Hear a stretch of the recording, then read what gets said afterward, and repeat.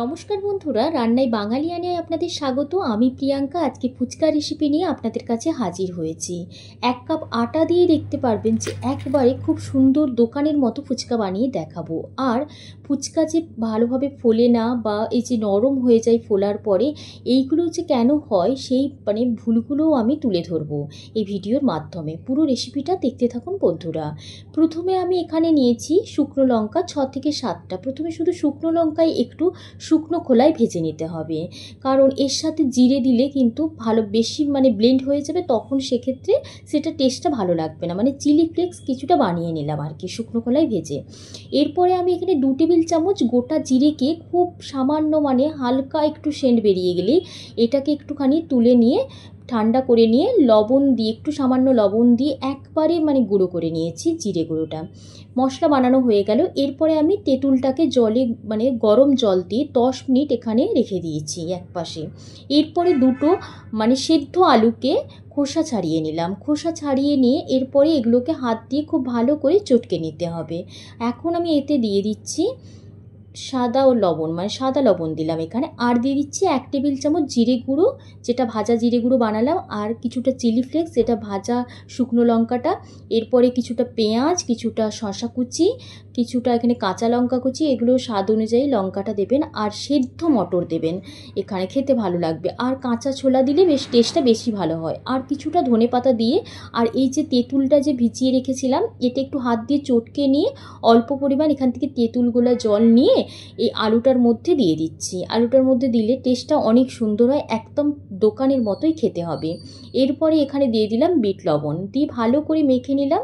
তাহলে আলুর পুরটা পুরোপুরি রেডি হয়ে গেল। আলুর পুরটা কিন্তু একদম যেভাবে দেখেছি এইভাবেই বানাবেন, তাহলে কিন্তু টেস্ট অসাধারণ হবে। দোকানকেও ফেল করে দিতে পারে এভাবে যদি আলুর পুরটা আপনারা বানান। আর আমি যেভাবে ফুচকা বানিয়ে দেখাবো, আপনারা 100% সফল হবেন ফুচকাতে। তাই কোনো সমস্যা নেই, আলুর পুরটা এভাবেই বানিয়ে নেবেন। এরপরে হচ্ছে তেঁতুল জলটাতে তেঁতুলের জলটাতে যে ভিজিয়ে রেখেছিলাম, তাতে আরও একটু পরিমাণ নর্মাল জল অ্যাড করলাম। এরপরে এই যে ছিবড়েগুলোকে আমি তুলে ছেঁকে ফেলে দিলাম। এক ভর্তি পুরো জল অ্যাড করে দিয়েছি। এরপর এখানে বিট লবণ দিয়েছি 1 টেবিল চামচের মতো। এরপরে এখানে হাফ পাতিলেবুর রস দিয়েছি। এগুলো দিলে কিন্তু এর টেস্টটা অনেক গুণে বেড়ে যাবে। এখানে আপনারা চাইলে, আমি পাতিলেবু দিয়েছি, আপনারা চাইলে গন্ধরাজ লেবু ব্যবহার করতে পারেন। আর এখানে 1 টেবিল চামচ দিয়ে দিলাম জিরে গুঁড়ো, ভাজা জিরে গুঁড়ো। আর কিছুটা চিলি ফ্লেক্স দিয়ে দিলাম, ওই ভাজা শুকনোটাকে লঙ্কাটাকে যেটা ভেজেছিলাম। কিছুটা ধনেপাতা দিয়ে দিলাম এখানে। আর কয়েক টুকরো এখানে দিয়ে দিলাম একটুখানি সামান্য এখানে দিয়ে দিয়েছি কাঁচা লঙ্কা কুচি। আর এখানে কয়েক টুকরো দিয়ে দিলাম এখানে লেবু স্লাইস। দেওয়ার পর ভালো করে জলটাকে একদম মিশিয়ে নিতে হবে পুরো যতগুলো মশলা দিলাম তার সাথে। তাহলেই রেডি আমাদের একদম ফুচকার তেঁতুল জল। দুর্দান্ত লাগে এইভাবে যদি তেঁতুল জলটা বানান। এরপরে আমরা চলে যাব যে ফুচকাটা কিভাবে বানাবো। বেশি কিছু লাগে না এই ফুচকাটা বানাতে।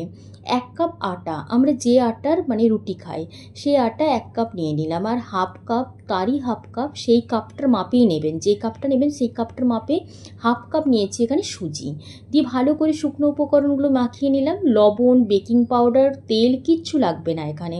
নর্মাল যে জল হয় সেই জলই দিয়ে দিচ্ছি। ওই যতটা পরিমাণ সুজি নিয়েছি ততটা পরিমাণে আমার লেগেছে। অল্প অল্প করে দিতে থাকবেন যাতে একটু শক্ত হয়, সেরকম যেন হয় শক্ত। যেহেতু সুজি আছে তো জলটা টেনে নেবে, তবে শক্ত করে মাখতে হবে। খুব বেশি যে নরম তা নয়, আবার খুব বেশি শক্ত নয়।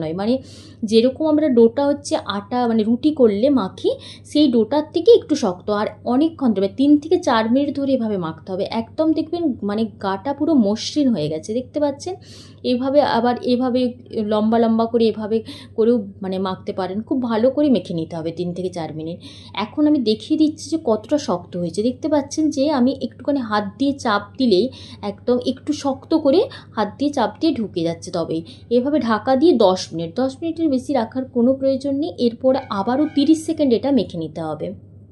30 সেকেন্ড মেখে নেওয়ার পর এরপরে এটা থেকে আমি লেচি কেটে নেব। একদম রুটি যেভাবে লেচি কাটা হয় রুটির, সেই আটা রুটি হওয়ার জন্য আটাটাকে যে মাখার পর সেইভাবেই এইভাবেই দেখুন গোল করে নিচ্ছি। গোল করে আমি 6টা বানিয়েছি এইভাবে লেচি, এভাবে দিয়ে একবার ঢাকা দিয়ে আবার একটা সাইডে রাখবেন এগুলোকে, আবার মানে খোলা রাখলে আবার এটা শুকনো হয়ে যাবে। এরপরে অল্প সামান্য একটুখানি মানে ময়দা ছড়িয়ে নিয়েছি উপরটায়, আটাও দিতে পারেন, দিয়ে গোল গোল করে বেলছি। বেলাটাও বলে দিচ্ছি কতটা পরিমাণ। 1 টাকার একটা কয়েন নেবেন, এই যে কয়েনটা নিয়েছি, এই কয়েনটার মাপ অনুযায়ী পুরোটা মানে বেলতে হবে। এই কয়েনটা একদম সমানে সমানে যেন হয় কয়েনটার, তাহলে জানবেন একদম ঠিকঠাক বেলা হয়েছে। এরপরে একটা আমি এখানে নিয়েছি, মানে একটু ধারালো হতে হবে যে মুখটা গোল মানে কাটার জন্য, গোল গোল কাটার জন্য একটা কৌটোর মতো নিয়েছি। আপনারা বাটিও নিতে পারেন, একটু ধারালো যেন হয়, তাহলে খুব ভালোভাবে কাটা যাবে। যদি একটু ভোঁতা হয় মুখটা তাহলে কিন্তু ভালোভাবে কাটা যাবে না। আর এই যে যেগুলো রয়ে যাচ্ছে এগুলোকে আবারও দেখবেন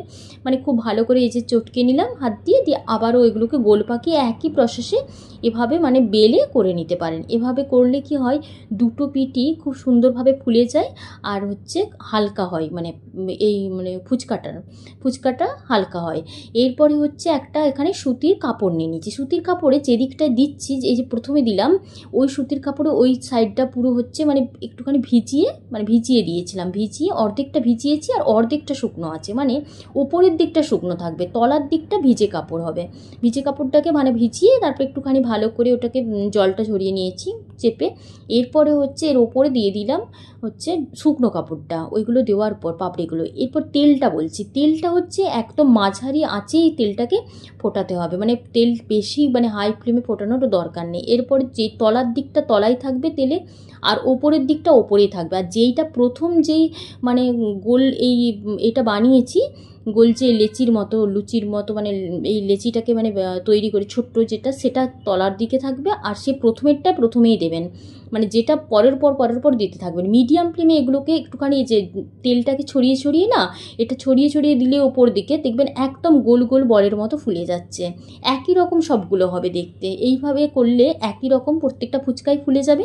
আর মিডিয়াম ফ্লেমে প্রথম গোলগুলোকে এভাবে ছাড়বেন, ফুলে গেলে একদম লো ফ্লেম, এটাই হচ্ছে আসল টিপস। এইগুলোকে একদম লো ফ্লেমে করতে হবে, যেই জিনিস দিয়েই বানান আপনি এগুলোকে লো ফ্লেমে না ভাজলে এগুলো অত কড়কড়ে থাকবেই না, এগুলো একদম সঙ্গে সঙ্গে নেতিয়ে যাবে যদি হাই ফ্লেমে ভেজে হাই ফ্লেমে তুলে দেন।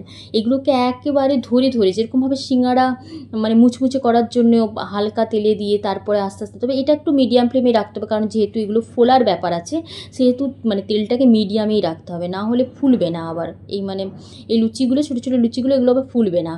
সেই জন্য আবারও আমি দেখিয়ে দিচ্ছি যে একদম দেখতে পাচ্ছেন তেলের, দেখুন তেলটা যে খুব কি বুদবুদ করে উঠছে তা নয়, মানে একটু সময় লাগছে এটা ফুলতে, তাই না? তার মানে এটার ফ্লেমটা কমানো আছে। আর লো ফ্লেমে যত করবেন জিনিসটা তত কিন্তু খুব সুন্দর বেশ লাল লাল করে ভেজে তুলতে হবে, তবেই কিন্তু এগুলো একদম মানে আপনি 100% সাকসেস হবেন আমি বলছি। এভাবে যদি করেন, যদি মানে হাই ফ্লেমে করেন তাহলে একটু মানে ওই একদম নরম হয়ে যাবে। আর যদি বেলেও করেন, বেললে কি হয় সেক্ষেত্রে সমান বেলা আমরা প্রত্যেকটা মানে লুচি যে সমান বেলা পারি না, সেই জন্য সেক্ষেত্রে আপনার তলার দিকটা মোটা হয়, ওপরের দিকটা হয়তো ফুলে যায় কিন্তু তলার দিকটা মোটা হয়ে যায়। তাই এইগুলো যদি মাথায় রাখেন তাহলে প্রত্যেকটা ফুচকায় কিন্তু আপনাদের এই একই রকম দেখতে গোল হবে। তবে এবাদেও কয়েকটা ফুচকায় যে আমি যেরকম দেখেছি এরকম হবে কয়েকটা ফুচকা, তবে কিন্তু পুরোপুরি দেখুন একদম প্রপার হয়েছে। এরপর দেখুন একটা মানে পলিথিনের হাওয়াটা বের করে নিয়ে এভাবে যদি রেখে দেওয়া হয়, এটা হচ্ছে 6 থেকে 7 দিন সুন্দরভাবে রয়ে যাবে। বন্ধুরা রেসিপিটা কেমন লাগলো? এরপরে আমি হচ্ছে এগুলোর মধ্যে এক এক করে আলুর পুর ভরে আর জল দিয়ে দোকানের মতোই করে দেখাচ্ছি যে কতটা সুন্দর। এটা টেস্ট তো দুর্দান্ত হয়েছিল বন্ধুরা। রেসিপিটা বানালে বুঝতে পারবেন আপনিও 100% সাকসেস হবেন এইভাবে যদি ফুচকা বানান। আর রেসিপিটা যদি সত্যিই ভালো লেগে থাকে তাহলে কিন্তু লাইক করতে ভুলবেন না, আর কমেন্ট করে জানাবেন যে আপনাদের এই রেসিপিটা কেমন লেগেছে। কোথাও যদি বুঝতে অসুবিধা হয় আমাকে জানাতে পারেন। বন্ধুরা ধন্যবাদ, বন্ধুরা ভালো থাকবেন, সুস্থ থাকবেন। আর দেখতে পাচ্ছেন যে আমি একদম এটাকে একটুখানি চেপেও দেখিয়ে দিচ্ছি, দেখুন একদম মুচমুচে রয়েছে।